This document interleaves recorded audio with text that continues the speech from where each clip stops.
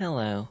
Hi, this is gonna be a very low-key stream today. I'm not doing very well, if I'm gonna be totally honest, but I figured I'd at least try to stream a little bit to see how it goes. I need to test something anyway. I'm trying a slightly different setup. I'm trying to use like an old TV as a second monitor, and it's causing some issues.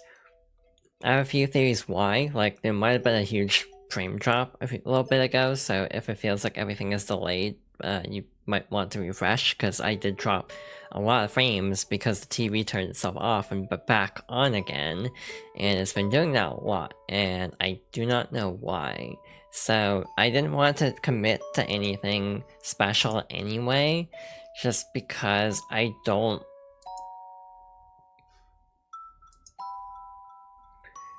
what's the word? I don't know if this is gonna work out, so I don't want to do like a mainstream with the setup, because if things break, I want it to be like self-contained and not like, continuing the Wind Waker randomizer. And to be fair, I also need to like re-input tracker information because I forgot to actually save it last time, so I need to go through the VOD and sift through all of the tracker stuff. I feel like I should just set the category to chatting, because this might just be a chatting stream, to be honest, because I don't entirely feel up to doing a whole lot today, if I'm being completely honest. I don't even know what game I would want to play today, if anything, so I do definitely feel like a bit of a mess at the moment, and you can probably hear in my voice that I'm, like, not doing the best at present, for a bunch of reasons, but again, figured I'd at least make an effort to, show up, and, partly just so people don't worry if I don't go live suddenly, because I haven't missed a day in my schedule so far, and that's kind of part of it too, where it's like, I don't really want to miss a day, because I know as soon as I do, I'm gonna have a hard time jumping back into it. So I want to stay as consistent as possible for the sake of being able to,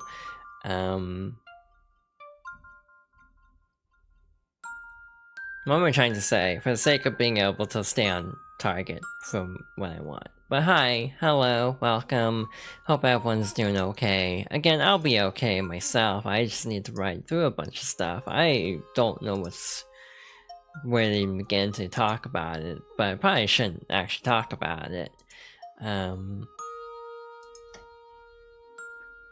Just kind of a weird self-doubt kind of day. I had really bad dreams too, and that kind of set me into a really bad mood to kick off the day. So I'm just like, when I have really traumatic dreams, in this case where I was like, where a family member was trying to kill me, to be blunt, I tend to have a hard time rebounding from that, and if that makes sense. Like, the dream will linger with me, like, all day, basically, and that's kind of what's happening now, so I'm just not in a very good mood all day.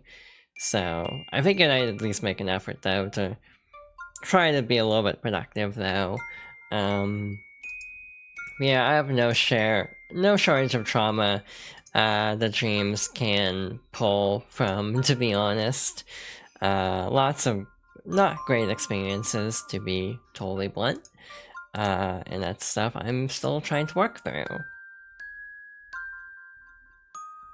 Yeah, just a nice low-key kind of stream. I don't even know if I'll switch to the just chatting screen right away, just because, I don't know, the model's like always smiling, and it doesn't feel like it's accurate for how I'm feeling right now.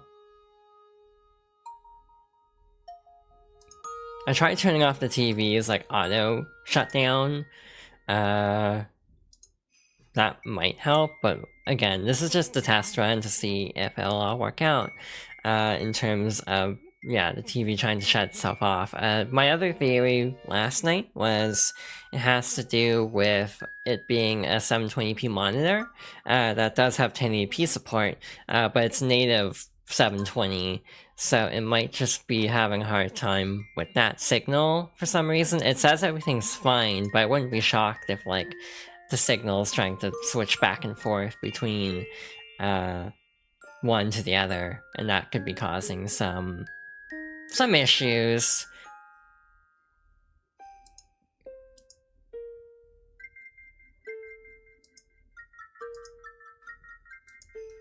So yeah, we're just gonna kind of vibe today. Don't really have anything special planned. I was almost gonna react to a trailer, but I almost don't think I'm quite in the headspace to like analyze or at least be on enough to like react to something. So I don't know about that. Kind of a wait and see mood. Maybe talking a little bit will help to like rebound out of this. That's what I figured at least. Normally when I try to like stream and stuff, I feel a little better in the moment. After stream I usually kind of crash because of a ton of reasons. Yeah, low-key day is fine from time to time. I would like to get better at like just chatting streams because of, well, for one thing, trying to be more cognizant of my voice, but also just kind of trying to work through thoughts, because, for example, right now I'm dealing with a lot of deep thoughts, basically, though, again, probably a lot of these I should not be expressing on stream.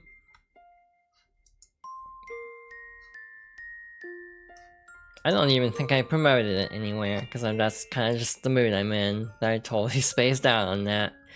I don't even know what to say for this stream, to be honest.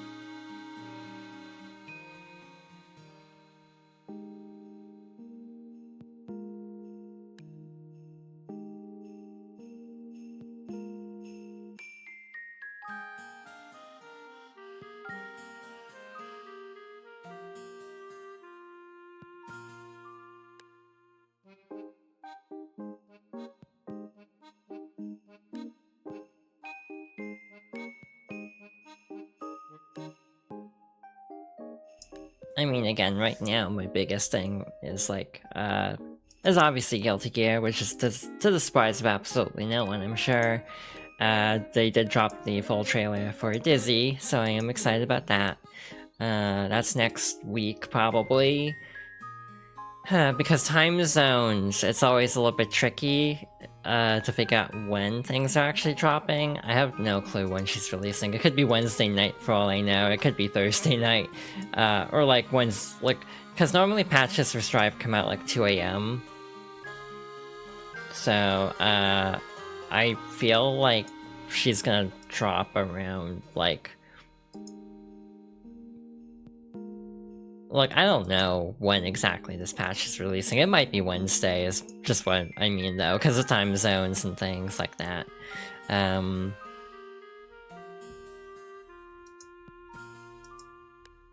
yeah, mostly the stream is to monitor monitors, ironically, making sure nothing breaks, making sure nothing, like, stops working to the point of, like, a critical issue with, like, what am I trying to say? With, like... Yeah, monitoring the monitors, exactly. Because again, this one monitor keeps shutting itself off, which causes the stream to blip out, actually. Like, it literally causes, like, in this case, it caused, like, 40 drop frames, which is, like, almost a full second of dropout. So, that's not good. So I want to make sure everything's fine. I tried turning off, like, auto shutdown to see if that helps. Like, maybe that's the issue, because I've been leaving it on, like, this screen, like, just to show off what I mean. I've just had it on this screen for the last, like, 40 minutes, basically, as I've just been trying to go live. Also, there was lawn mowing, so that's part of the reason I started as late as I did. Also, I didn't reset the tracking, so if you're wondering why I was so askew there, that's part of it. I mean, we might as... Yeah, and also opening, like, it just dropped a bunch of frames again. So this monitor might just be a bust, unfortunately. So unfortunately, to actually do like a dual monitor, I might just need to get like an actual 1080p PC monitor. But it was worth a try since I had this TV on hand. It wasn't being used or anything, so it was worth a shot to just see if it would work. And the answer seems to be a resounding, not really. At least as far as I can tell. I haven't really closely analyzed this trailer. I've watched it like one time, and it's hard to parse everything. I don't have audio turned on for window capture. Again, I'm very out of it today, if you couldn't tell. I also don't know how loud this will be, so I feel like erring on the side of caution here would be smart. I'm not scared anymore. Now we can face ourselves head on. That is very loud.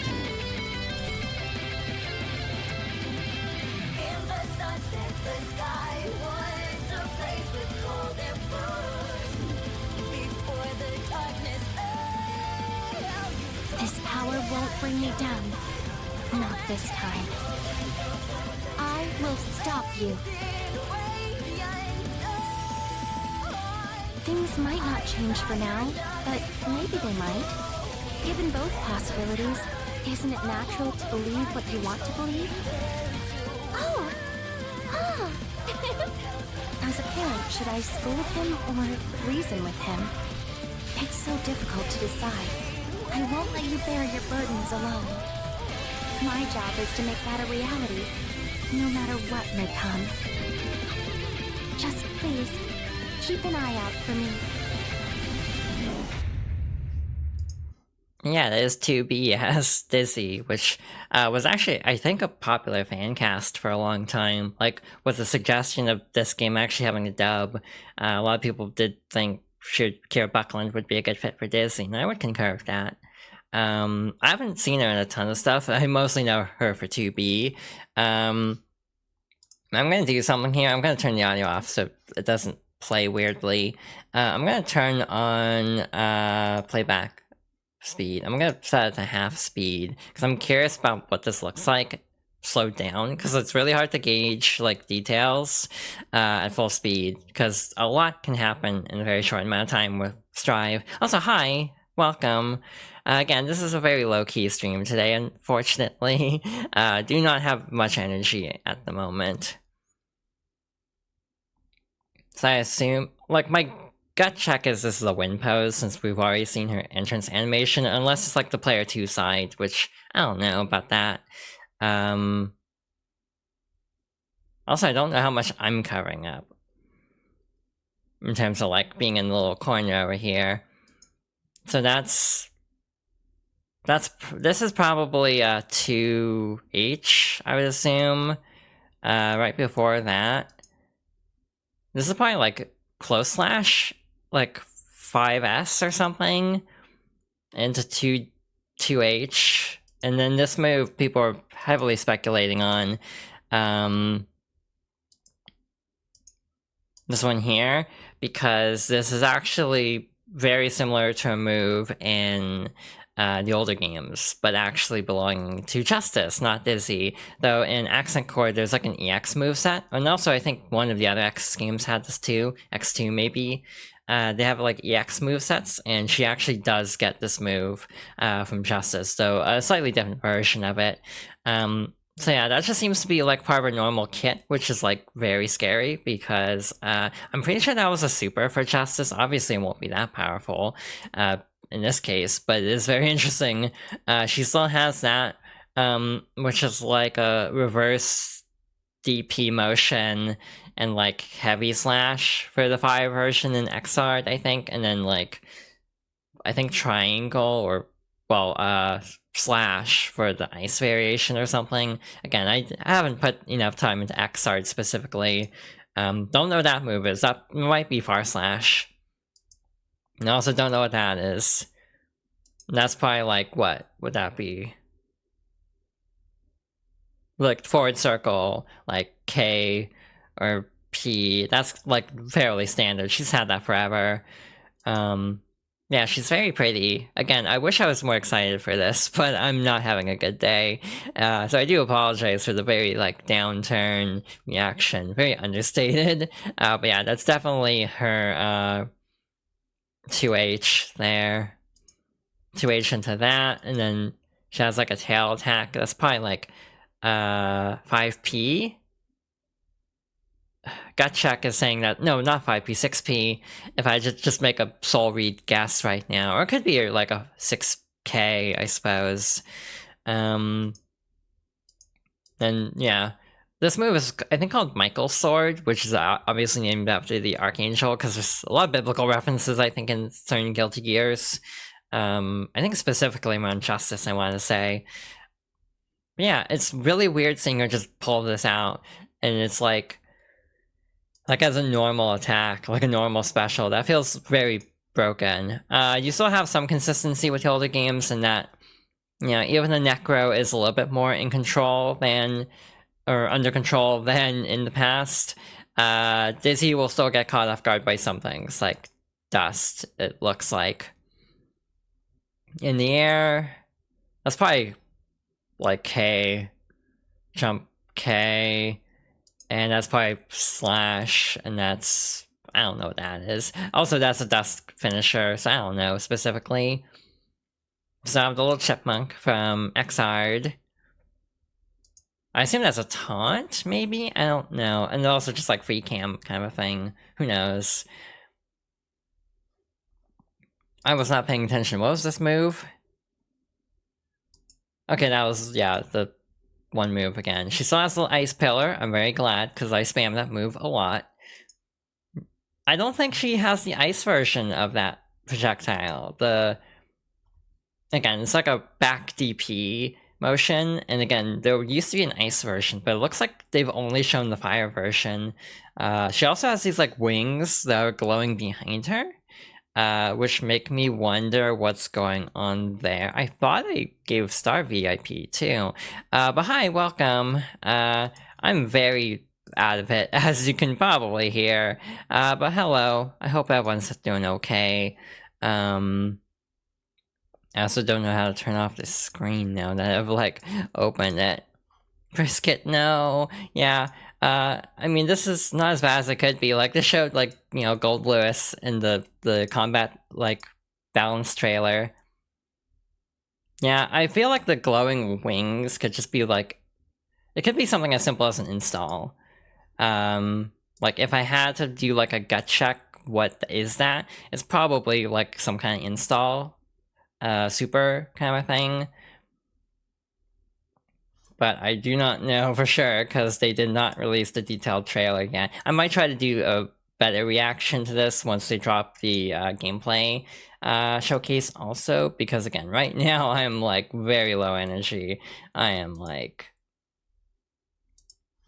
definitely not at 100% at the moment. So I do apologize again for the relatively downturn vibes of this particular stream, just because I almost said something and I realized this is technically a spoiler for a game, so I actually can't say this joke, which is a bummer, because I was gonna make a joke and a well reference more than anything. It's like, wait, that's actually a spoiler, sort of, in a weird way. But yeah, that's kind of my gut check. Again, I'm saying all this like I know what I'm talking about, and I'm not sure if I do. We have Gamma Ray, as usual. At least from what they're showing in the preview, it looks like she doesn't get knocked down from it this time, because Necro and Undyne are like more on the same page with her, so she's able to like channel it better instead of being pushed back by it like she traditionally is. So again, this is just what I'm like gleaming from like this 1 minute trailer, basically. I don't even know how accurate most of my discussions are. I actually landed on a very good frame without like meaning to. Yeah, she's very pretty. I feel like one thing I really like about Guilty Gear is how purposeful everything feels. like with Dizzy's design, it basically is very different from the older games, but still harkens back in specific ways, and I find that like to be really clever from a design perspective. Like, you have certain accents from the older games, even though the design itself on like a fundamental level is very different. But for example, instead of the yellow ribbons, she has like the flowers in her hair, but that evokes the same feeling. There's also the theory that she has one braid rather than twin tails now, because her powers are more united instead of separated with the two entities there. Yeah, like the black and white color scheme carries from Xrd with little splashes of like yellow and other accents. So yeah, I'm excited. Obviously, we will be trying out Dizzy as soon as possible. I have no clue when that'll be.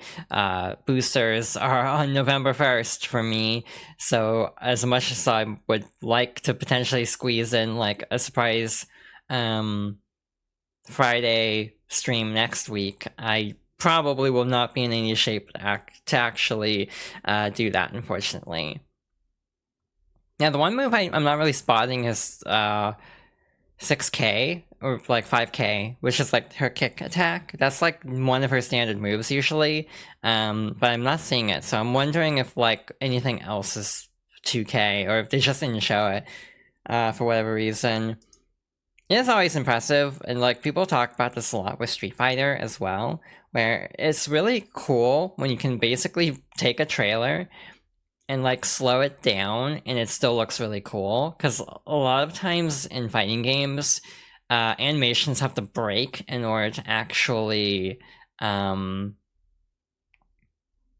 didn't even notice this attack here. So I assume that's like replacing her 6H from Xrd.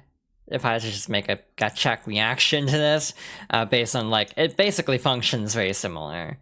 Yeah, this move is wild because again, she had it in EX mode, but not like ever in her actual main kit, essentially.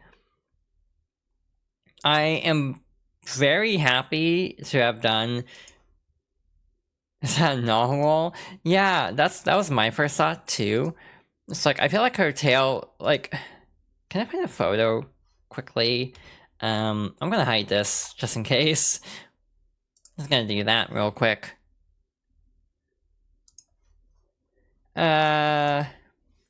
Dizzy Deathloop. So there's a site called Deathloop, which is really good because they compile all sorts of data, like even like frame data and stuff like that, and also like matchup strategies. I can turn this back on now. If you ever want to get into like any ArcSys game, I highly recommend Deathloop as a very good resource of information. So like you can see all sorts of info on here, but what I wanted to do was look up her moveset specifically. I didn't see anything that looks like this move, 6p, but it's basically the narwhal looking attack is, I think it's replacing this one. But it's just basically got like a little ice horn on it now, so it makes it look like a narwhal. And also like here, Dizzy seems very freaked out by it, while in the actual trailer, she is a lot more in control of it. Which again, some of her attacks that are more her own, she is more in control. The attacks with Necro are still a little bit dodgy, it looks like. At least that's my read on the trailer.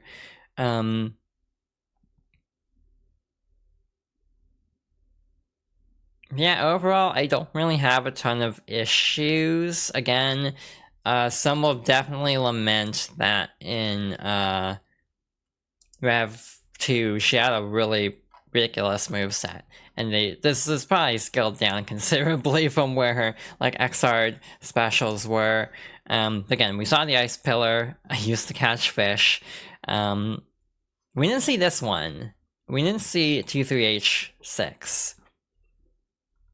Which is fine, because I don't even think she had an accent core. I'm trying to remember, though. She might have. We saw this, but it was the fire version, so it was actually this one, 421H. Why there will still be a heavy slash input, we don't know. But this is basically the one move we kept seeing. This one, the Ice Fish, she used a lot.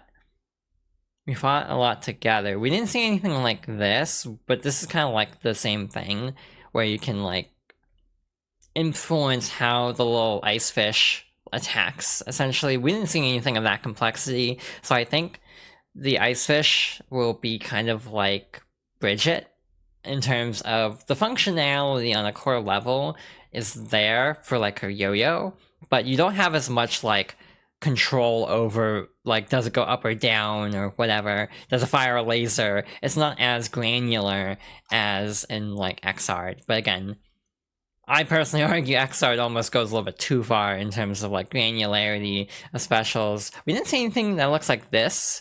Part of me wonders if like the forward ice like sweep move that she does at one point is like also the same input or something. But again, too early to say. But yeah, I didn't see anything that looked like these two moves.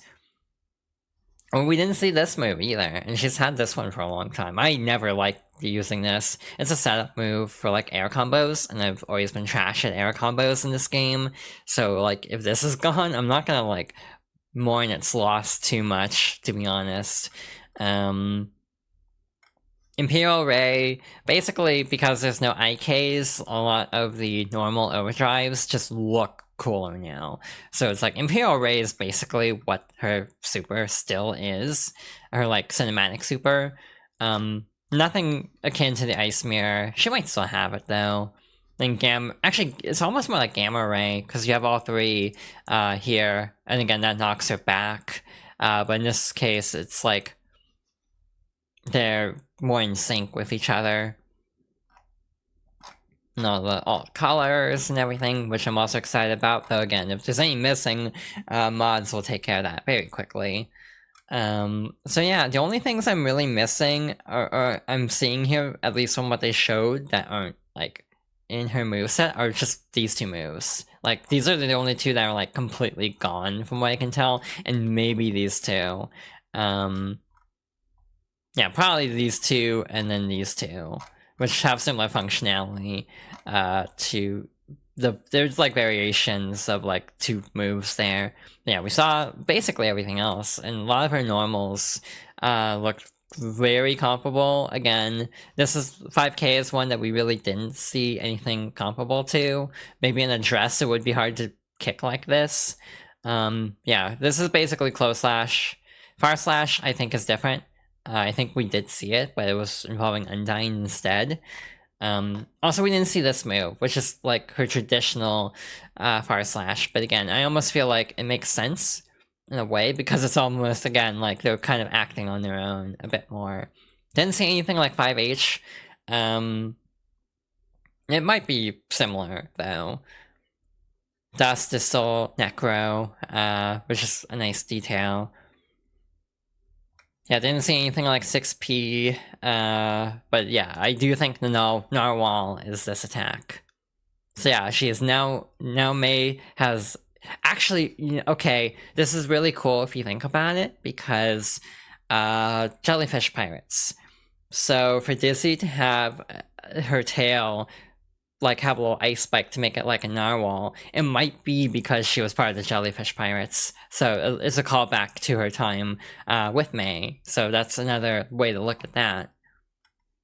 Also, I feel like the Gatling changes in Strive inherently make like, punch and kick moves slightly less viable because they don't chain into as much stuff. So maybe that's part of the reason why they don't show up in the trailers, because it doesn't combo as much for the sake of like flashy gameplay. Nothing like 2S, so we'll have to see there. But yeah, we definitely saw 2H quite a few times in that trailer. So yeah, that is my gut check analysis of Dizzy on a first glance. And trying my best to compare her to Xrd specifically. We could go through Accent Core also real quick.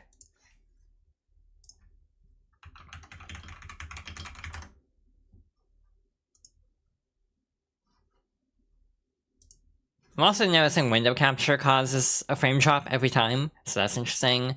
So yeah, this used to be our standard / and then it's like 4/ or 4S or something in Xrd. Yeah, like her moves are relatively comparable throughout all the games up until Xrd. This is once again a fairly major change, but she almost seems like kind of in the middle of some characters. Obviously, like Elfelt is one of the most dramatic changes. But Dizzy feels relatively... She's kind of in the middle. She's not like a drastic overwork or rework like some characters. I almost put her kind of on the same tier as like Abba, where she has a lot of the fundamentals, just a few of the properties work a little bit different. But again, giving her Michael's sword as just what appears to be a normal special is going to be very fun in my opinion. And then there's also a trailer for like balance updates. I haven't even heard the song yet, but I actually want to go through it like slower speed. We're gonna go 0.75 for this, for the sake of like not being here all day, because this is a 4-minute video. But I just wanted to go through this because apparently they're doing a lot of balancing changes. That might be too fast, actually. The only problem with this is I do not know the specifics for any character that I don't actually main. So like with Kai, I'm looking at this and I'm like, I don't know what's different. Like he couldn't do that before. But basically the overall feeling is like, I saw people talking about Soul can special cancel now, and that's gonna be gross as hell probably. Soul's already like close to top tier, but they didn't nerf him last time with some like, actually I think overall system changes, like the way like DP works. Yeah, this is just a cool game in motion, in my opinion. Like, Strive is a very pretty game. For all 28 characters, as far as I know, Chip is the only one getting a new move, at least from what I can tell.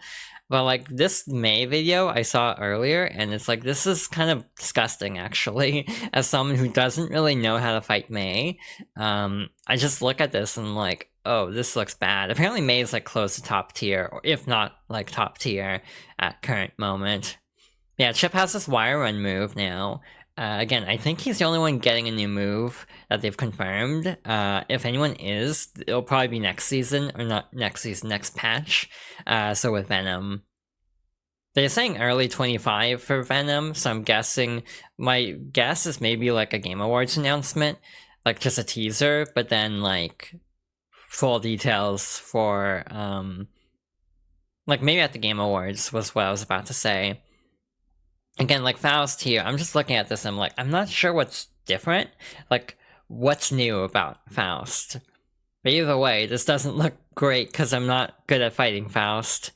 And again, Leo is like, I'm just looking at this like, what's different? I have no idea. Just back to Afro. Wait, actually, here's a character I know. Does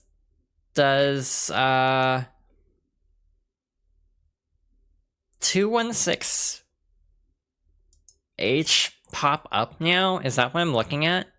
Because here, it looks like, I don't think it popped the character up that high before, so you can actually like combo into it a lot better. That's really good news for me. You can also use that in midair now. I don't think that worked before. I never use that special though. Again, buffing is a good choice because no one ever uses it, it feels like. It's not very viable. Also, what did Abba's health start at? It was like, you know, a third, so that's a decent chunk of damage. And Asuka here, it's like, I don't know if we need to buff Asuka anymore, but it's also a skill issue on my part. I have no clue how to fight this guy. I just look at Asuka and I'm like, my brain is melting watching, like, people try to figure out how to go around Asuka's attacks. Yeah, Masato here, it's like, hell if I know what's actually different in this gameplay video. I never have played Masato, I don't think, ever. In any Guilty Gear. It's just not my vibe, I guess. I mean, the thing with Guilty Gear and a lot of fighting games is it can also just be fun to be like, in the case of Asuka, just cube scope her, and then that's just how you play the character. And that, you can get results from doing that. It's like, do we really need to buff Happy Chaos? Do we need to go back to Season 1? Please? Can we not? It's like, I'm looking at this, and again, I don't know what's happening, but it looks awful, because I'm just so used to Happy Chaos gameplay looking oppressive. And, like, Testament Gang buffed is good, because they were very, like, all over the place early on, in terms of balancing. So yeah, I don't know what's different, because I've never put that much time into Testament, but I definitely think the general feeling of this... Okay, Nicole, oh right, you play Testament, right? So was that not a thing before? Bird? It's like, did the bird not leave the little, like, pixies behind before or something? Or is it faster? I'm wondering what's actually changed there. Like with Biken, it's like, yeah, no idea. Not that you remember. Yeah, maybe they... Yeah, maybe that's new. Maybe we'll have to beat up Strive in a moment and just mess around and be like, how do these characters work? Like, I don't know what's happening with Ramlethal here, but it looks terrifying, because Ramlethal is already really good. Geo definitely needs some more sauce, in my opinion. I tried to play Geo, and it didn't really, like, vibe with her, unfortunately, just because I felt her moveset was a little bit shallow. All you can think of when seeing this is Danger Time activating. Yeah, that's fair. Wait a minute, hold up. Back up. Yeah, Bridget's almost at full health here. Look how much damage this does. That's like almost like her entire life bar. That's gotta be like 2/3.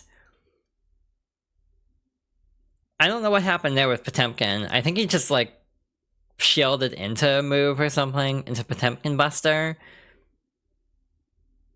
And now Mistfinder seems to actually break projectiles, which, ew. I don't like Mistfinder. And again, mostly because I'm bad at fighting Johnny. This is a skill issue, 100%. Like, Jacko gameplay is just, like, makes my head want to explode normally. So again, I cannot process what's different in this clip versus, like, normal Jacko, like, antics. And, like, yeah, Slayer. Totally need to buff Slayer and give him more, like, techniques, because he wasn't already, like, super broken as is. But here's the thing. I almost feel like the Strive philosophy is make everyone nuts. And I mean, we just had this with, Dragon Ball FighterZ recently, where the recent patch kind of just buffed everybody in a way, and so everyone's doing crazy shit now in FighterZ. It's like very degen, like, fighting game, and it's one of those that some people really hate because it's so, like, it can be very BS at times, obviously. Other people just enjoy, like, the craziness of it, in terms of, like, high damage output, just wild stuff happening on screen. Again, with ABBA, I have no clue what's different here. Do not play as ABBA. I'm not really big on slow, heavy, damage-dealing characters. So, like, ABBA, Nago, Gold Lewis and Potemkin are characters that I respect people who can play them very well, because I always feel like I'm, like, stuck in mud whenever playing really heavy characters. Again, Nago definitely needed a buff. He totally hasn't been a problem since Season 1. I don't know what Angie's doing here. The thing with Angie is, for the longest time, no one really played him competitively until they buffed him a lot in, like, Season 3. And suddenly, like, people are playing Angi's now, so I kind of feel like I have very little visual experience with his, like, moveset. Like, yeah, this just looks like Ino doing Ino things. I don't know what's different here. And same with Milia, it's like, I don't know what's different here. Okay, that looks wild. I don't know what she did there. And then we get Brisket. This does pertain to me to some extent, so I need to actually pay attention. Oh wow, that's fun.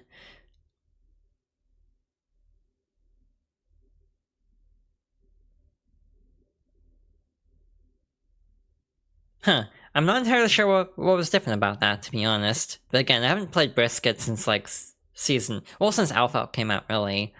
And yeah, Sin is a character that I also don't know how to play as, but every time I have to fight against him, it's always misery. So yeah, I'm really not sure what to make of some of these changes, just because it's like, at least I'm making everyone nuttier. So it's like, it's not an issue of like balance. Like balancing could be completely out of whack for this patch. Which is a shame, actually, because balancing was in a pretty good spot after the last one, after Slayer. People were like, this is the most balanced the game has been, like, ever. We were having all sorts of crazy, like, winners. Like, people would win as, like, you know, Slayer, people would win as Anji, people would win as, like, Geo. Maybe Geo, I don't remember. I think actually the person who mostly played Geo switched over to Slayer, like has like a pocket Geo or something like that. But basically, yeah, the game was relatively balanced for a while, and then trying to add a bunch of balancing changes does feel scary from the perspective of, yeah, a lot could go wrong, while the game is actually in a pretty good spot. So I'm curious, obviously, how it'll go. Definitely looking forward to that. Definitely will try my best to stream Strive at some point next week. Probably would not be Friday, because again, I'm getting a booster then. But maybe try to squeeze something in on like Saturday or something, do a special stream of trying to figure out Dizzy, though I'll definitely be also playing her quite a bit offline too. I already closed the window capture because it always causes like frame drops, but I still have the Dizzy trailer up, so I'm going through it again. This isn't a new thing. This is a problem with every fighting game, but it's a ridiculous, like, not ridiculous, what word am I looking for?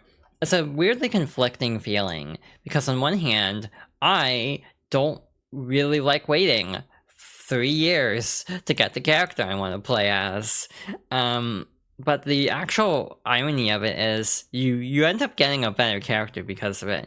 Because, like, this happens with every fighting game. The characters that are, like, in the base roster always look kind of whatever. In the case of Strive, like, I think everyone looks pretty good for the most part, but there are definitely some games, like, look at King of Fighters, for example, as, you know, slapdash as, like, KOF 14 was. It's a case of, like, I almost feel like as you go along, characters generally end up looking better as they have more time to get used to everything and kind of master the style they're going with. So yeah, there's a mixed feeling of, on one hand, I don't really like having to wait, you know, this long for Dizzy, 3.5 years, essentially, into the game's lifespan. However, because she's, once again, a very late game character, she does look very cool. So again, mixed feelings on the wait, but I do think it'll be worth it, for me at least.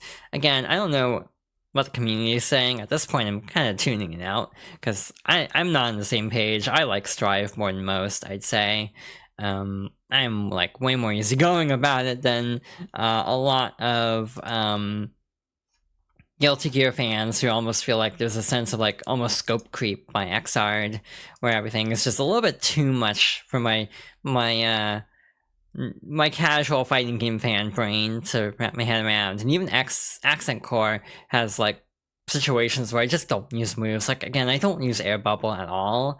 So again, if it turns out the air, like the bubble move is gone, then it's like, oh well, I never used that in the first place. For some set play, that would be really bad for certain players, but for me, that's just one less thing to have to combo into. The other thing is, I kind of wonder about yeah, what her other super is, because every character so far has had 2 overdrives, and I don't feel like there was any indication of what her other overdrive was. So I will be curious to see what that ends up actually being. So that was me ranting, or not ranting, but like rambling about Dizzy for a while, like half an hour probably. That did help, actually. That did help me to feel a little bit better. little bit of a mood boost, but again, I'm still very low energy, and again, I do apologize for the more like low-key vibes of this stream, not like particularly high energy or like exciting, just kind of chilling. Again, I need to look up like a breakdown that people who actually know this game, what they actually say about the balance changes, because it could be a case where it's like, oh wow, this is really exciting, or like this degen game is getting even more degen, which is kind of the Arxis way in some ways, and that's not criticism in my opinion. I enjoy like unbalanced fighting games to some extent. Not as long as you have a character that can keep up, I guess. Maybe if you're like, you know, in a Smash Bros. Player and your main is like Pichu, then it's not. Actually, Pichu's pretty high tier, I think, in Ultimate. I'm trying to think of who's low tier. It might be like Ganondorf. Then yeah, so Smash Bros. Is actually a really good example of that, where I personally think they need to just reboot everybody from Melee and before. Hell, even Brawl. Like, maybe go, like, Brawl, and everyone before Brawl, reboot everybody. Because, like, everyone's movesets from, like, 64 are still basically adhering to 64. It's like, Samus doesn't have anything from the later games, it feels like, other than Zero Suit, which, essentially a separate character in a way. But the interesting thing I think about with Smash is, yeah, with Mario, you could really do, like, he has the Mario World cape, because that was like, you know, a more relevant game back then when it released, but there's been like so many Mario games since, to the point where it's like, they could do so much more with Mario. They could do so much more with like Donkey Kong even, or like Link. Obviously they tried with Breath of the Wild Link in Ultimate, and I think that was a good first step. I think they could go farther with this moveset. And Zelda also, what I want out of Zelda is like her down special to be like some kind of ecosystem from Echoes of Wisdom. The Phantom is kind of like that, you know, summoning a Phantom. But again, if they actually do something specifically for Echoes of Wisdom, I think that'd be cool. With Samus, I'd want like stuff from Dread. I'd like the I don't know, do we need another character with a counter now that I think about it? But again, I feel like there's a lot you could draw from with Samus, because her moveset's been the same like since Melee, with very little deviation. They could do a lot more there. I can go back to this screen that we're done looking at the trailer. But what else was I thinking about? Actually, I can also turn the music back on for a little bit. It's just an Animal Crossing playlist, because I'm feeling very, very chill. What else? I'm trying to think of who all is in Smash Bros. There's too many characters. I don't even know who all is in this game.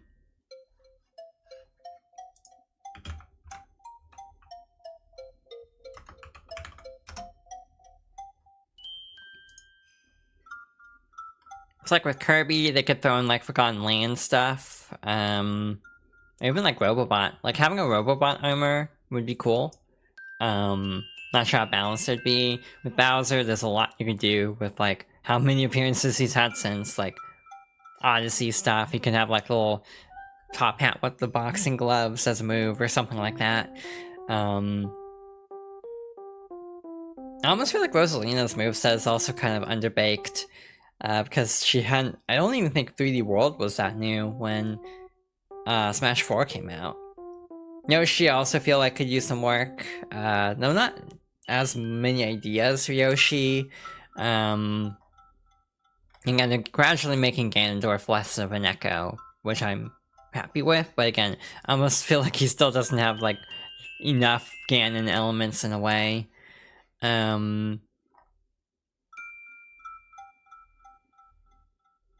See, like, Meta Knight's a good example. You know, there've been so many Meta Nightmare modes now that you could easily draw moves from Meta Nightmare. Which, like, Superstar Ultra was, like, the same year as Brawl, but, like, end of the year. So that wasn't even, like, applicable. So again, Sakurai doesn't really draw a whole lot from the post, like, the Kirby games post when he worked at HAL, which is very interesting.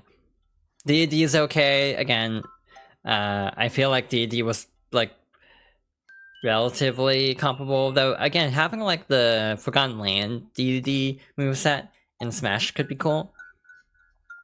Fox, Falco, and Wolf, it's like, I don't know what you do differently with them, but I almost feel like their movesets could use some work. I don't know why. Yeah, Kirby just, again, this is just my issue. If you look at the Smash Bros. Roster, look at the characters going in order. Everyone like 4, and even including 4, I would argue Shulk is kind of whatever, like, in terms of representation of the character. Olimar's okay. I almost feel like Olimar and Alf should not be skins, but I'd love to see like Alf be his own character, or at least now maybe they could do like the Pikmin 4 protagonist as like a Animal Crossing villager style where you can rotate through different options, but incorporate like different Pikmin types, because like I think it would have been cool if like only Alf could use the winged Pikmin, and then Olimar still had like the tether recover or something. But again, differentiating characters better.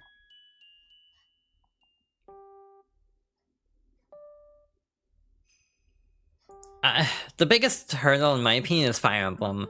It's like, as someone who like defends Fire Emblem a lot, I still do feel like you could cut down this roster a little bit. I'm not sure how. I feel like, you know, Marth, Ike, and Robin, and Corrin, ironically, all play very differently. But I almost feel like Lucina and Chrom... But they're just echoes, so I guess it's okay, actually, now that I'm thinking about it. Like, if Dark Pit's okay. Though I almost would want Dark Pit to be his own character, and not an echo. Just give him, like, different tools entirely. Personally, I would love to see Dark Pit have more of a distinct identity in Smash going forward. Sonic is like the biggest character in my opinion, like, and Snake, both of these two, again, originating from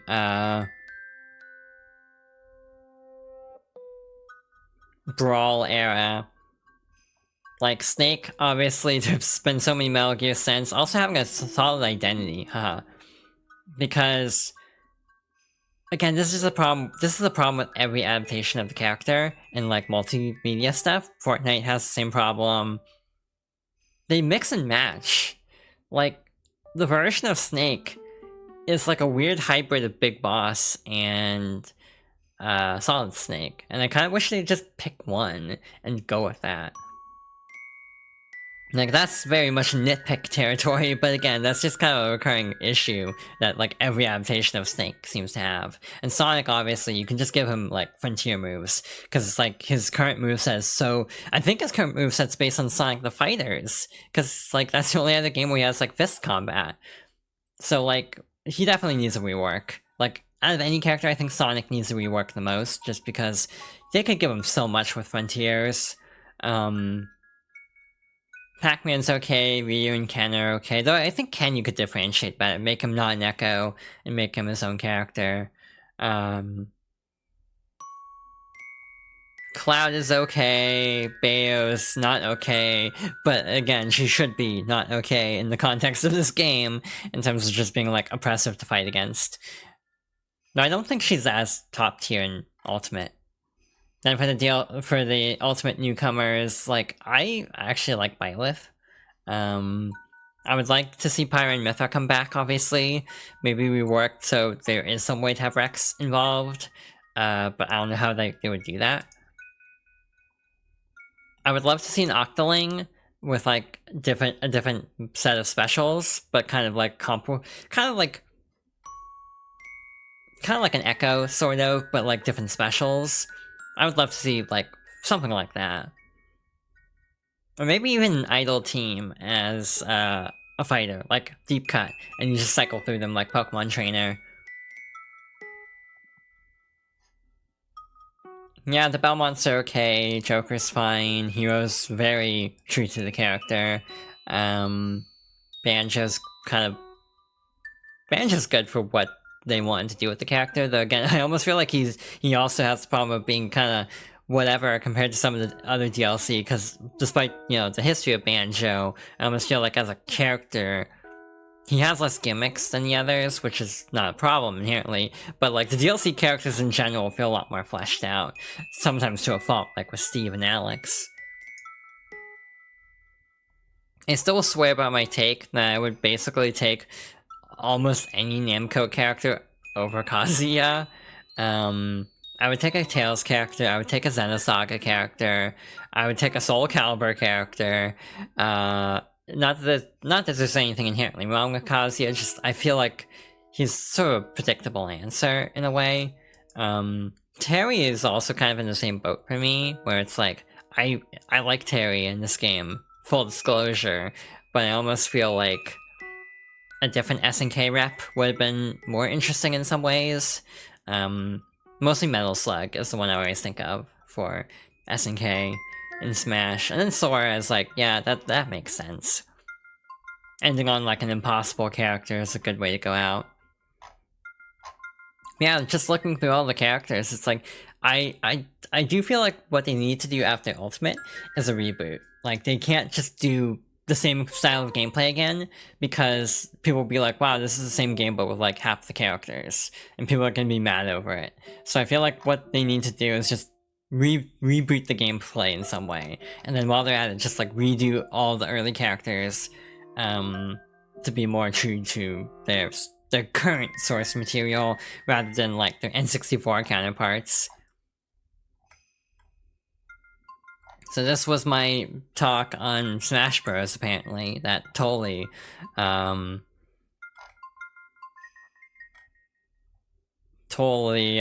was not expecting to have to talk about this today, or not to have to talk about it, but you know what I mean. So yeah, it's a weird situation in my opinion, because when you do something, you know, called Super Smash Bros. Ultimate, everyone's back, what do you do after? My theory is, yeah, you just need to go back to the drawing board entirely, like brand new setup, because you really can't just do the same thing over again and expect it to work. And like this gen, Nintendo did that a lot, to be fair, with a lot of the sports games especially. Like Mario Strikers is the obvious one, where it almost felt like it was back to basics to the GameCube one and not even charged. But even then, like, Strikers was always the most bare bones Mario sports game. Like, it had like the fewest options always. Like, I remember it just being like tournaments, and that's it for single player. But like Mario Golf and Tennis would always have like mini games. Other than like the vibes of Strikers, I almost feel like Strikers itself is kind of a less content-rich game in the first place, which did make some of the concerns about the new one a little bit odd to me. But then again, the actual fundamental issues of like AI and such not being very responsive, like the goalie and stuff, that's a legitimate complaint.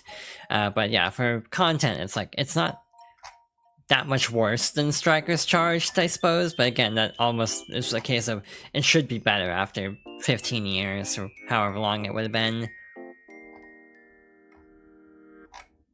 So yeah, we're obviously getting another Smash Bros. These games make a lot of money, but I'll be real, since like Sora, it's been nice just having relative peace in the community in terms of not having to actually listen to people's hot takes on which characters do and don't deserve to be in Smash Bros. It's been kind of refreshing not having to like put up with that.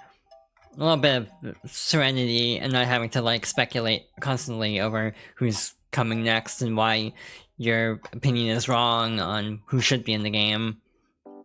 Me, I just check out at a point. Like, you know, DLC 1 you get Joker, so it's like, I like Persona 5, so I was already cool with whatever. Then Season 2 is like, oh, Pyron Mytha, well, I'm set, so if I don't want to play as, like, Sora or Hero, at least I have Pyron Mytha, so it's all worth it to me. But I also feel like the next Smash Bros. Could be more,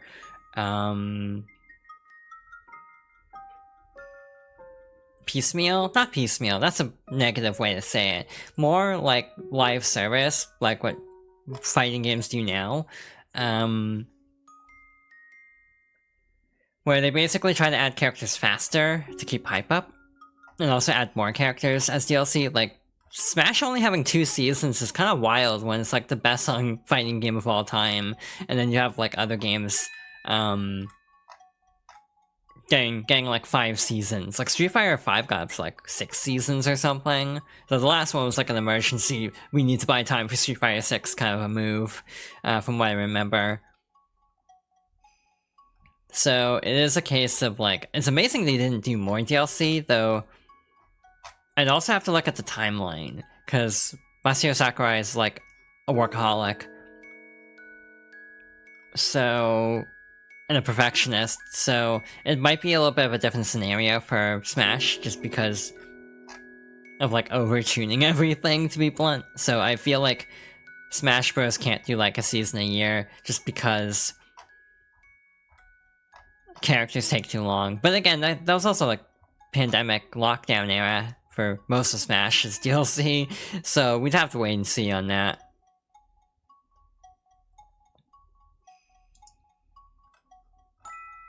When was the last major update? October 2021. So yeah, it took almost 3 years to add 2 seasons worth of content. So yeah, I almost feel like Smash Bros. Would not work on a yearly schedule as long as Sakurai is working on it, just because of characters taking longer. If it ever passes hands to someone else, I have a feeling the workflow will end up being a lot faster, oddly enough. No clue if that makes sense, the way I'm describing everything. But again, current fighting games try to release characters every couple of, like, months. Strive is actually a unique case, because, like, normally, based on the previous pattern, Dizzy would have dropped in July. And now looking at the balance changes, it makes sense. And also they were doing a Switch port, and also helping on DNF, and they're also helping on Grand Blue.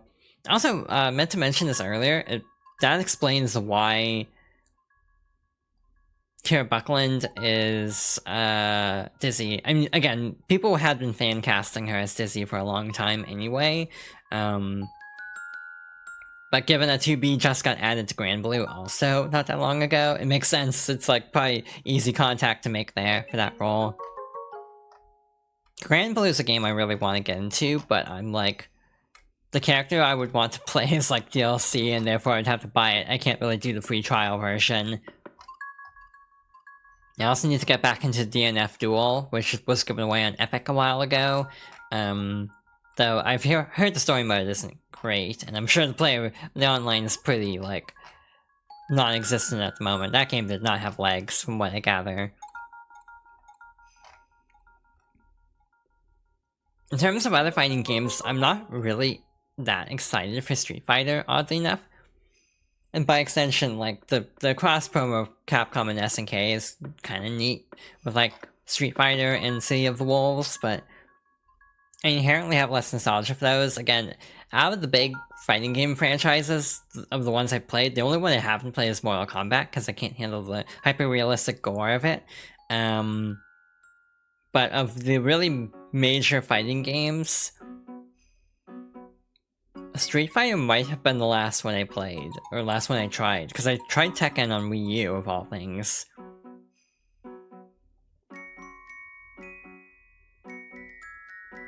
And yeah, my first Street Fighter was Street Fighter 2 on the SNES Classic, of all things. So yeah, I got into Street Fighter really late, and with 2 of all things on that little mini console. So in general, I just kind of feel like I don't have as much attachment to Street Fighter, and my overall problem is aesthetic. There's never been a Street Fighter character that's like really grabbed my interest in terms of like wanting to play a character. Inherently with like BlazBlue, Guilty Gear, Persona 4 Arena, DNF Duel, Grand Blue. Like Grand Blue is a great example. I have never played the mobile game. I would love to play Versus. I would love to play Relink, just because on a quick glance, this universe looks cool. Street Fighter I've never gone that way. Not to say that Street Fighter doesn't have cool elements to it, but it's never like had an immediate pull the way that like Grand Blue has. Like Blaze Blue is another example where it's just like it looks really flashy on first glance, so it immediately looks appealing. Street Fighter almost feels like it's more grounded, and also like Street Fighter 5 was just a mess in a lot of ways. So yeah, that's kind of my take on fighting games. Like, I respect Street Fighter. It's not entirely for me. I still need to finish 6, actually.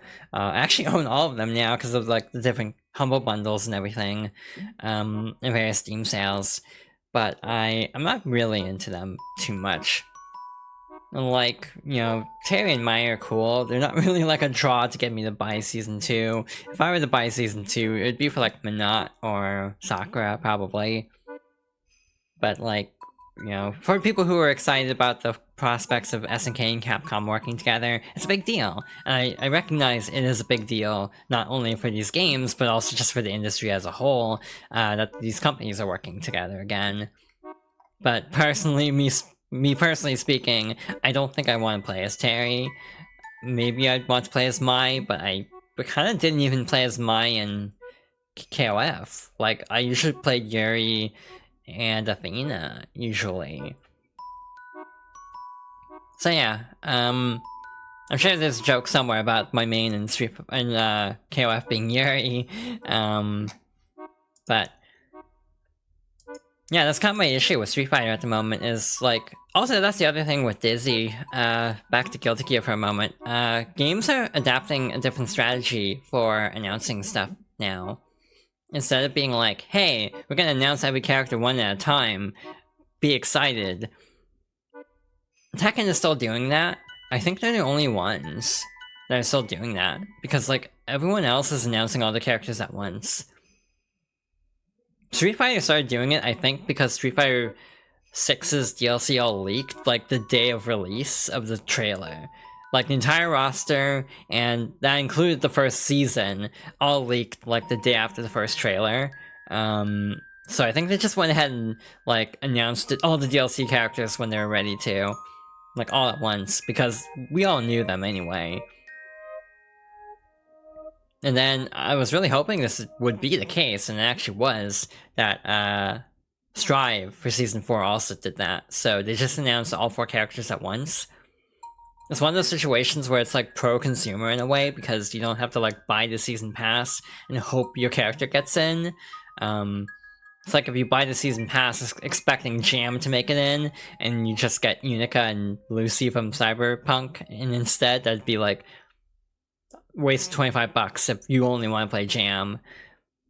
So again, it's kind of more pro-consumer in a way, but again, it almost like deflates hype a bit. Like, if we just had this trailer drop out of nowhere for Dizzy, that'd be really exciting. Like, people would be popping off at like EVO or something. People still popped off at EVO when they announced everybody. So yeah, it's an interesting strategy, trying to be a little bit more transparent about rosters. It makes me wonder what Smash is gonna do. Because a big part of Smash is the speculation about characters, and I would love it if we just didn't have that at all. Like, if they just strolled up at a direct and just announced like all 5 Season 1 characters for Smash and just nip all speculation in the bud right then and there, that'd be lovely in my opinion, but would that also make Smash sell less well? Probably. But again, that would be like refreshing as a fan who has to like sit through all the discourse I see on the internet constantly. So again, I kind of hope Smash takes that strategy too. But given that's usually Namco Bandai, and Tekken is still doing the one at a time reveals, we'll have to wait and see on that. Also with Nintendo, they like having Smash stuff as a big direct surprise, so I think Smash will still be like the last holdout. The other big question is, will Smash have rollback? Because if it doesn't, that's kind of going to be less excusable on Switch 2 than Switch 1, where it's like, oh yeah, the CPU is like not the best. For Switch 2, it's like, okay, there's not really an excuse anymore. And so I really hope Smash 5 does have, or it's like Smash 6 does have some kind of rollback. Like literally day 1, they need to be like rollback netcode in Smash. Like, they can do anything, and if they say that it's rollback, that will get people on board right then and there, just because people have been, like, struggling to play Smash Online for so long, since the Brawl days, which was like a slideshow. So yeah, I didn't expect to just ramble about fighting games this entire stream, but it did help me to feel better. So I do appreciate everybody for listening and so on, because this did actually help quite a bit for my overall mood. So yeah, I don't know what's happening next week for streams. We might continue the Wind Waker randomizers. It's hard to say actually, if I actually get around to updating the tracker back and saving it this time. Again, I might continue Ring Racers at some point. The other thing is, like, Dizzy, obviously, again, releasing on a Thursday is a little bit awkward. Either I do a surprise Thursday stream, or try to fit it in after getting my COVID booster on Friday, which might be a bad idea, so we will wait and see. There's also a Splatfest soon, I think. The Halloween Splatfest.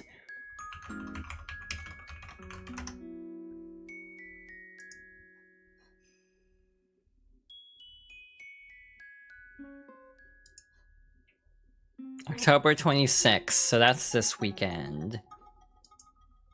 I don't know if I'll stream that, just because...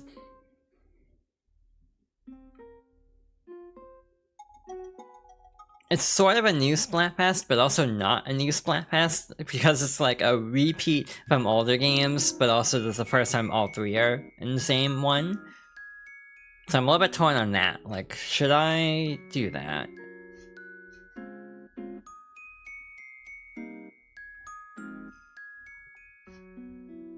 It depends on how I'm feeling on Saturday. If I'm feeling up to a Saturday stream, maybe we'll do something like that.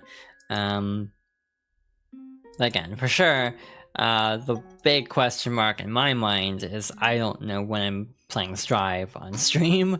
Probably on like Wednesday or something, I should try Strive at least, just see how it captures and everything. Try to do a test stream, get everything working. Then maybe toss in like Ring Racers after. But yeah, I definitely need to do like more streams like this, I think. I think this was actually a really fun opportunity to just kind of like chill and vibe a bit. Kind of low-key, just talk about stuff that's been on my mind. I didn't really talk about what's on my mind, to be fair.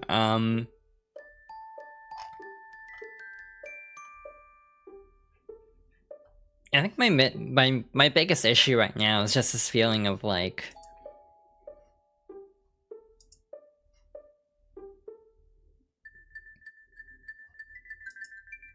struggling with all sorts of... a shame I don't have enough money to renew my NSO sub this month, because I would absolutely be on Team Shadow Wizard Money Gang. I got Mario Party. It actually came with 3 months. Do you want me to send that code to you, actually? Because I already have a sub going.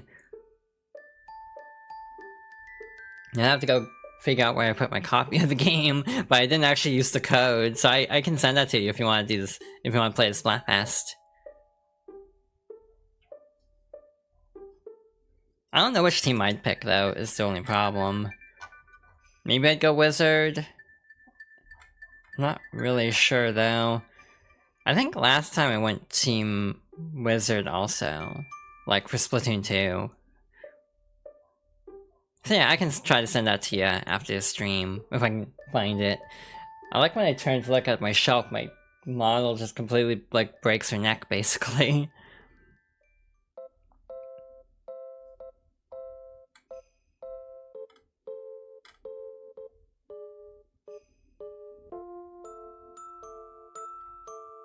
And then, like, right now everyone seems to be streaming Sonata Generations, as I like to call it. I am not, because I'm waiting on it.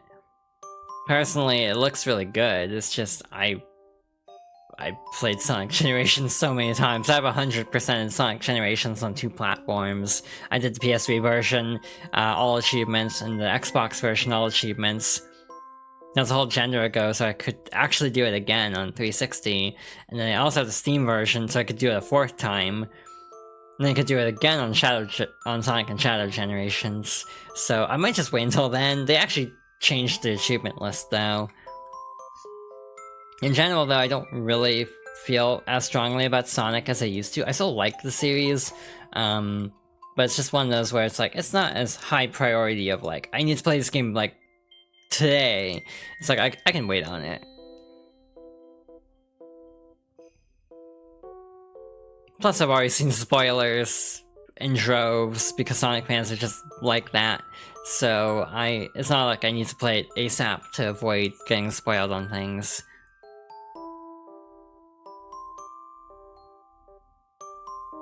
I don't usually sway back and forth that much, but it's nice to see like the way the tails kind of bob back and forth also. I have 5 tails, by the way. I wanted 9, but Void only allows you to put in 5 of like the really high detailed ones. To add any more, I'd have to go through like Unity and then like bind them to my model's spine, and that just feels like a lot of like, I've tried it, I've done it before, so I know how. It's a lot of work, but I could add some more if I felt like it. But here's the thing, you almost never see a full body version of my model. So like it'd be a lot of work for something you would never see on stream. So that's part of the reason why I'm like, you know what, 5 is okay, because you can just pretend the other 4 are like off screen at all times.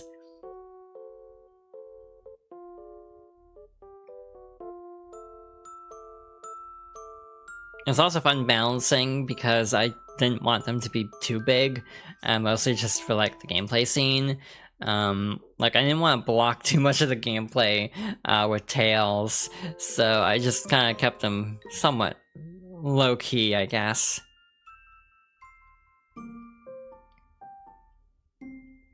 But yeah, I hope everyone's doing okay. Again, this helped my mood a bit, though I'm still not like 100%, so I'll probably crash immediately after I wrap up here. I'm probably gonna go a little bit longer. I'll see if I can go an extra like 10 minutes or so, for the sake of a raid, because I know someone who's gonna be streaming, usually around 6, so we'll try to stall until then.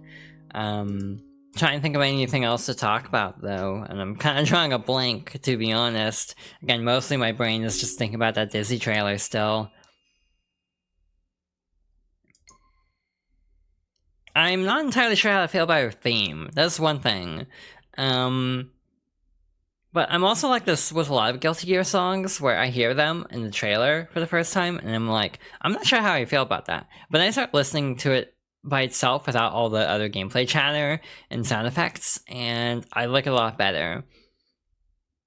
Like, I think Symphony was a big one like that, where, and like Drift is another one, where some of the more like busy songs don't feel like they grab my attention as much in the trailers because they're very busy, and then there's also all the gameplay stuff happening.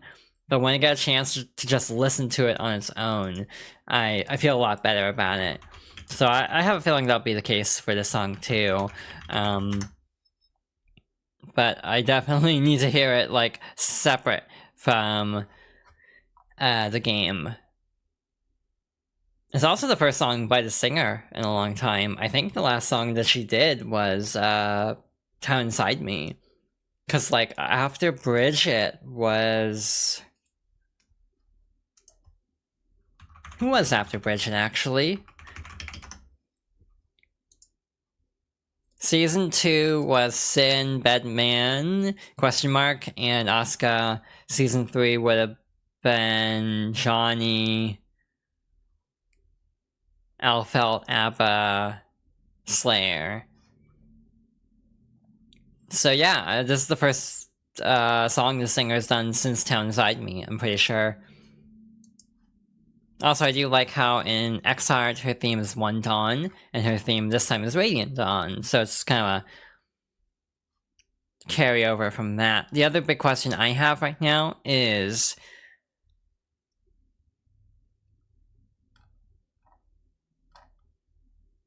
what kind of motifs are going to be in this song, I guess?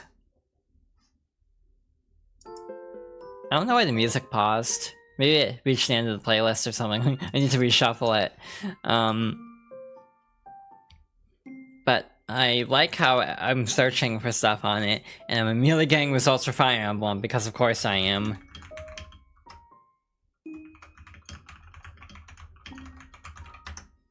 I'm sure it hasn't been released yet, but I'm just double checking to be sure. Yeah, last one is still Slayer's theme. What else? Also, yeah, I had another drop just now, like frame drop, and I don't know what caused this one. Again, I've been having a lot of weird frame drops, and again, I'm not sure if it's because of this monitor, and that's kind of my fear at the moment, that's the monitor causing it. So, I don't know if I can justify spending on another monitor, but I think this might just be a bust, unfortunately. It was worth a try. Again, it was one we already had, so it's not like I wasted money on it or anything. But again, if it's gonna cause, like, unexpected, unpredictable frame drops, then it's not really worth it, I'd say. So yeah, it was worth a try. I ended up moving everything too for it, so I guess I can move everything back.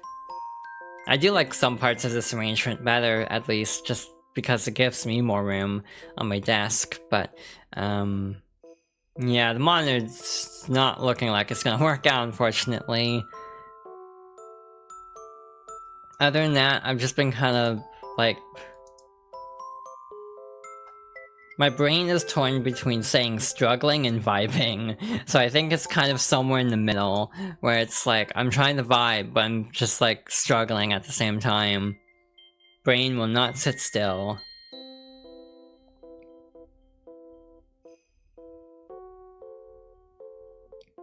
But I'll be okay, I just need to work through a bunch of stuff on my own time, try to like get over some personal problems in my life. And I do appreciate everyone stopping by, though. Again, even though this was a very unconventional stream, very not traditional, just like chill time. Hopefully it was chill. Realizing that I say chill when, you know, fighting games are not the most chill thing, ironically, and yet it's like something I enjoy talking about quite a bit, to the point where I find it very, chill to just chat about. In terms of games, I definitely didn't play as many as I would have liked this year. That is one thing I need to try to fix, and I want streaming to be a way to fix that problem. Basically trying to do game clearing streams of sorts, where I try to actually like play a game for the first time on stream, and use that as an opportunity, because then if I double down on having content and personal enjoyment, I think I'll get through more games that way. The big one right now I'm thinking about is Pseudo Regalia, because it's not very long. I think it's like 10 hours or so. So going into the new year, I'm probably gonna do, yeah, game clearing style streams of just like playing games I've never played before. Because so far, other than some like dabbling in like ring racers and stuff like that, most of the stuff I've played on stream are games I'm relatively familiar with. So I do want to branch out in 2025 of trying to play games I'm not familiar with and seeing how that feels. In general, though, I have enjoyed streaming a lot, though it does make me worry a little bit about myself. I've talked about this with friends a little bit. Oh, I'm glad, Esper. But basically, my big struggle right now with streaming is like losing myself in a way. I don't know if that's a overdramatic way to put it, but just like a split between my like VTuber personality and like my actual personality. Because I feel like off stream I'm just kind of a mess, but then on stream, I mean, earlier today was a good example where I couldn't even hold it in for a stream. So it's like it can slip through the cracks from time to time, even with a wall up. But I do feel like in general I try to hold myself together on stream more than I do in real life, because in real life I don't have to present a forward-facing persona. Oh,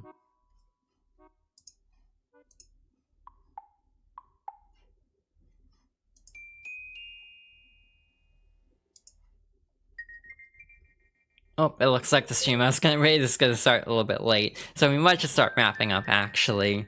But yeah, thank you all for hanging out. It was fun. Again, I might go through the Dizzy trailer again, once the gameplay breakdown comes out, which has to be soon, right? It's only a week away, and it could even be like tomorrow or something. But once we have like the full, like, you know, 5 to 10 minute like gameplay breakdown that goes through all of our specials and stuff, I think I'll try to react to both again, because again, that was how we started the stream, and thus it was very low-key. So I would like to go through it again in a better headspace and try to pick it out. Though I think I did figure out most things. And again, I do like how Dizzy is more, like, she hasn't been totally retooled, just a little bit retooled in ways that, in my opinion, make sense for the character. But a lot of her moveset is still very much intact from older games. Just a few moves that are missing, but maybe with how much they're also adding to her, it'll make up for some of it. Again, some of the moves are like, yeah, I can see why they would get rid of this, because the blade attack kind of fills the same spot of like a follow-up to certain moves. So yeah, it'll be interesting to see, and again, I'm sure I'll be playing a lot of Strive coming up. Again, for a long time I said as soon as Dizzy drops, I actually moved goalposts quite a bit. In terms of like, I didn't move goalposts, that's not the right way to say it. What was I trying to say? Basically, one thing was I literally said for the longest time, when Dizzy comes out in Strive, I will start streaming if she is not out. If she comes out before I actually start streaming. Like, this is genuinely something I said to, like, I think I made a tweet about it once, and I don't even know if that's still up, actually. But it ended up being the case that, when they were like, oh, she's coming out in October, it's like, well, in that case, it doesn't actually conflict with anything. It actually works out very well, because I was planning to start streaming in, like, September anyway, so the timing of it was very fortuitous.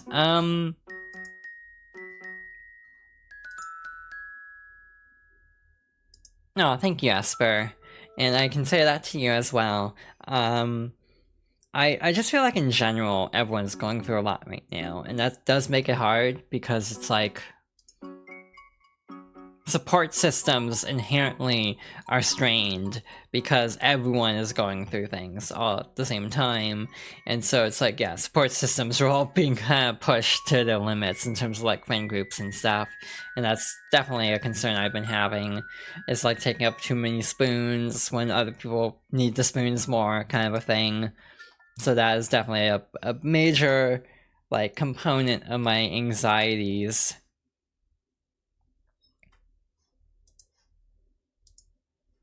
So yeah, I might just start wrapping up here before too long. In general though, this was very nice. I am feeling a lot better, at least at the moment. We'll see how that holds up for the rest of the day, because sometimes I do have a bit of a mood crash after streaming. But yeah, I'm still kind of writing off that trailer, because again, Dizzy is a character that means a lot to me. Again, I'm sure when I'm in a better headspace, I'll elaborate more once we go through the trailer and everything in more detail. I'm almost surprised he didn't drop the gameplay breakdown today, since we got the trailer. Because again, it's like only a week away. It's like, it's gotta drop soon.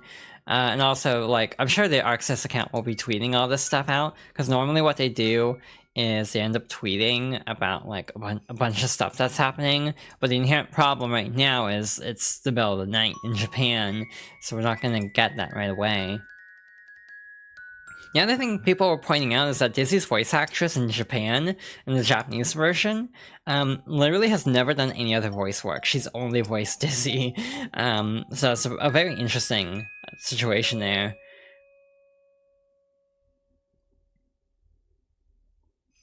I'm going through the trailer again, if you're wondering why I got quiet. In a way, I'm actually happy with how much I was able to identify, because I was almost afraid that I'd watch the trailer and either A, her moveset would be so different that I wouldn't be able to recognize anything anyway. Or B, after doing a whole marathon on Dizzy, I would struggle to remember all of her moves with the mood I went into the stream with. So yeah, I'm actually happy with how much I was able to parse of this particular trailer. Yeah, her moveset does feel very true to the character in a way that is definitely a good feeling for me. So, as someone who just literally played every mainline Guilty Gear with Dizzy in it, I feel like I will be able to hop in relatively comfortably and not like flounder too much, which is part of the reason why, unfortunately, I also haven't been playing much Strive because I've mostly just been waiting for Dizzy. And again, I always said for a long time, pre-Season 4 announcement even, back in Season 3, you know, another thing about Strive that's really nice is, except for arguably Season 2, which is kind of a question mark, because Delilah, every season has had very balanced gender dynamics, which is actually not super common for fighting games. Like, people are often very critical of like Mortal Kombat for adding like mostly male characters and almost adding no female characters. I'm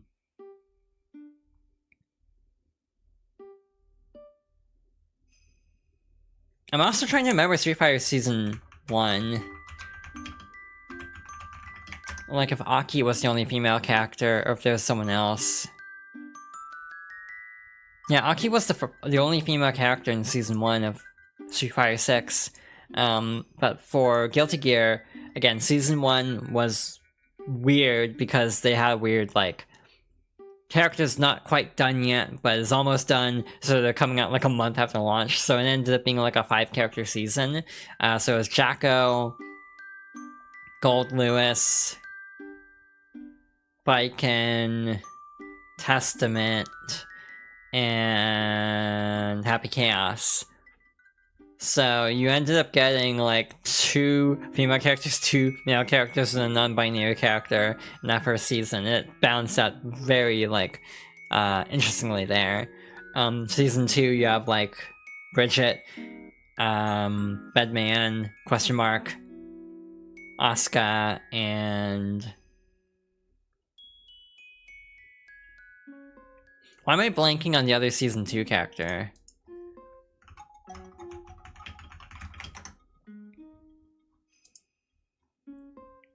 Bridget, Sen, Bedman, Asuka. So yeah, if you count, depending on if you count the bed or if you count Delilah, it's like kind of complicated if how you want to count that gender breakdown for the character, because you don't really play as Delilah in the traditional sense. Then for Season 3, you had Elfelt, Johnny, Slayer, and ABBA. So again, even gender ratio there. And then for Season 4, you're getting Venom, Unica, Dizzy, and Lucy. So this is actually a really rare situation where like 3 out of 4 are actually female characters. This like never happens for fighting games, and I remember people were remarking on how refreshing that kind of feels. Also very excited for Venom as well, and Unica to some extent, just to kind of get an early glimpse on how she is before, what's it called? Dust Rollers? Here's the thing. I hear Dust. I think Dust Strikers. So it's like dual rollers. I don't know why I keep saying Dust Rollers, but it's dual rollers. So yeah, in general, it'll be interesting to see Unica. It'll also be interesting because Lucy is the first guest character ever in Guilty Gear. Weird choice in my opinion, though I can't exactly suggest a better choice in my like current state of mind. I can't think of another like character that would be more fitting. The Dust Striker's brain rot strikes again. See, like, this is why I like Guilty Gear and why I like talking about Guilty Gear, is because I can just talk about, like, Guilty Gear Petite and hope people know what I'm talking about. Again, Guilty Gear Petite was for the Wonder Swan color. There are two of them actually, and they actually have a character that's only in those games, Fanny. She has never shown up. She's a nurse for Dr. Baldhead or something like that. So frankly, I've been like really rooting for Fanny to get into Strive because of like the plot of Faust ending up kind of like ending up the way he does in the Another story that leads to him being the way he is in Strive as a playable character. I really think it would be a good time to bring back this character and see how she would react to this current version of Faust. Again, this is like my weird Guilty Gear lore brain going into action where it's like, yeah, let's bring back this very obscure, like, handheld only character just because it would be really good for the lore. Heck if I know how she even plays, because I've never really delved into Petite, but I just think it would be fascinating to have a really obscure character like that come back. I mean, even at the time when, like, Bridget came back, and Testament as well, it was a case of they hadn't been in Xrd, so it was a big deal that they finally came back. Abba's the same way. People wanted her to be in Strive, just because she hadn't been in for so long. And so she was always like the number 1 or number 2 voted character. And I think that's also why we have Robokai really being lobbied for at the moment. Top 2 almost in the entire world in the Season 4 survey were Robokai and Jam, which makes sense. Jam is very popular. I forget the other characters on the survey though.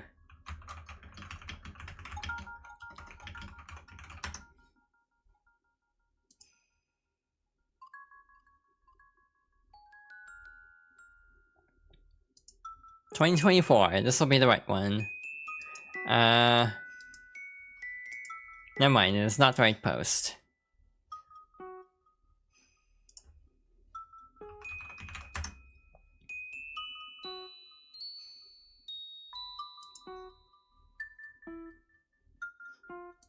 Okay, that's the actual survey itself. Where are the results? Surely someone posted them on this Reddit.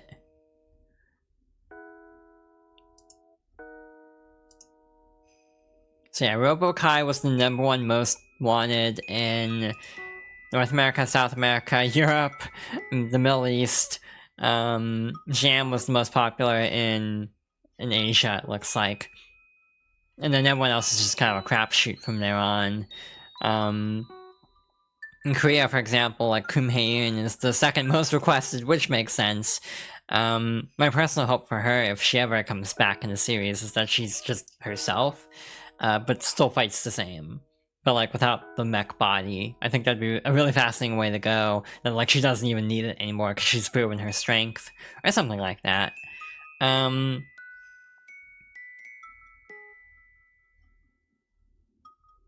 I see orders all placing high in a lot of places.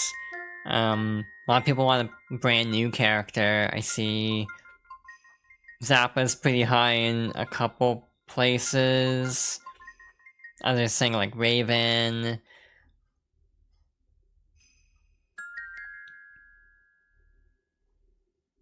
It's weird that Valentine was an option. Like, how would they bring her back without just using time travel? But I would also like to see Valentine because she's never been in a fighting game. Guilty Gear. She was only in Overture. But I almost feel like you have so many other Valentines now that kind of like take the same role. You know, like Ram is accompanied by Lucifero, for example, and Jacko has like the minion gameplay from Xrd, from Overture, and Xrd and Strive. So it feels like aspects of Valentine have just been split up between all the Valentines in a way that would actually make me curious to see how she would play. But yeah, she didn't play super high, which makes sense. So yeah, I would not be shocked if there's a Season 5 next, you know, announced next EVO. My other, like, very presumptuous prediction for next EVO is we will get a Season 5 announcement, and we will also get a new Arxis announcement. Like at EVO 2025, they're gonna announce we're doing our final season, and also here's a teaser for like the next Guilty Gear or something. Like that's my like extremely long off prediction of what next EVO will look like. But again, we'll have to wait until like July to see if I'm right or not. But that is my current feeling on the matters. It feels like it would make sense to get some kind of teaser, and that like by Season 5 they'll be winding down, because this is still the best selling Guilty Gear, but it's nowhere near like the sales of like a Street Fighter or like especially a Mortal Kombat. That series sells ridiculously well. Again, I've always said this for ages, but even before Strive on Switch, it would have been possible to put a Guilty Gear rep into Smash, because you have Advance and Dust Strikers. Are there any others? I think it's just those two. But that should be enough if Sora can get in, or like if Cloud can get in at that time, based on like Chain of Memories, essentially. What the real, quote-unquote, rule of a character has to be on a Nintendo platform before they can get into Smash. Well, they were about to put Final Fantasy VII on something. Actually, no, it was World of Final Fantasy... Not World, Final Fantasy Explorers on 3DS, I think. Cloud was supposed to be in that, so it was like a cross-promo. But I also feel like you could make the argument of, like, Cloud has been on a Nintendo platform. It was Chain of Memories. Kind of cheating, but it still sort of counts. If Sora, and then Sora being in, and Sephiroth being in, is like, yeah, you have like a little mini Kingdom Hearts reunion. So yeah, I've always thought it would be great to have a Guilty Gear character in Smash. I feel like it'd be Soul, right? Like, that'd be the obvious one. I would almost push for a different character at this point. Probably not super likely, because, like, Soul is the mascot character, but it kind of depends on what they're doing next. Because it feels like, story-wise, they're moving away from Soul and Kai. I have a feeling they'll still be playable. I'm really curious to see if Soul is playable in the next Guilty Gear character. What his moveset will be like without any, like, Dragon Install. Like, obviously, he doesn't have Dragon Install as an actual install super in Strive, but he does have that for specials. But given the plot of Strive, I fully believe he'll still be feasible to be playable, but I just think he won't have like the same powers. So I think Order Soul has a chance of coming back next time to have like classic Soul, quote unquote, in the game as an option. But again, this is like me getting way ahead of myself. We're still just starting Season 4. I'm just already speculating about the next Guilty Gear, because I'm normal about this franchise.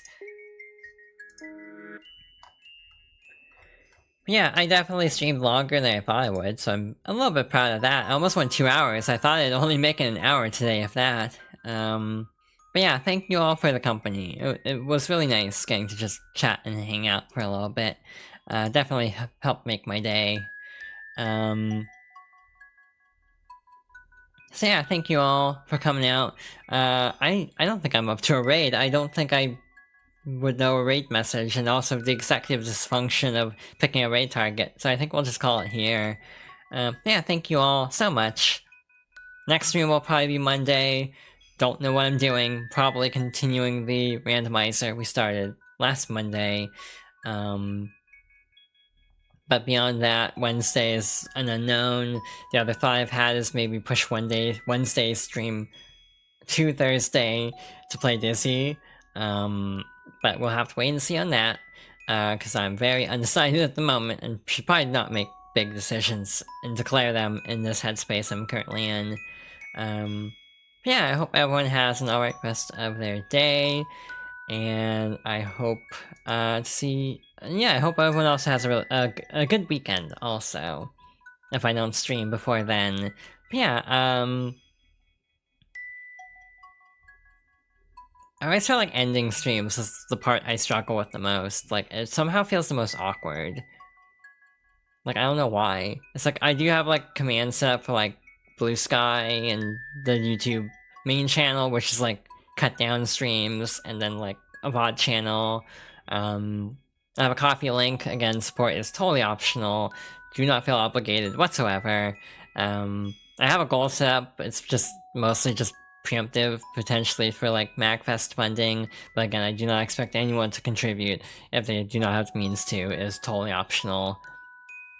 I also feel like I need more incentives for like a donation thing, like promise a special playthrough, like, oh, I'll 100% like Sonic 06 if I meet this goal, or something like that. But I haven't made a firm decision on that either way.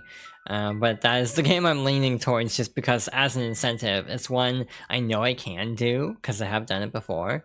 It would definitely be something interesting to see, potentially. But I also just don't know if I'm interesting enough as a streamer this early on to like incentivize playthroughs of that nature. So again, just been a lot on my mind lately. Just working through a lot of thoughts and the future of my like streaming and the future of just my life period and sort of existing. Trying to heal, trying to take steps forward, and yeah, definitely getting into real talk now, so I should probably wrap up. Yeah, thanks again, everyone, and I hope to see y'all in the future. Yeah, good night, and take care.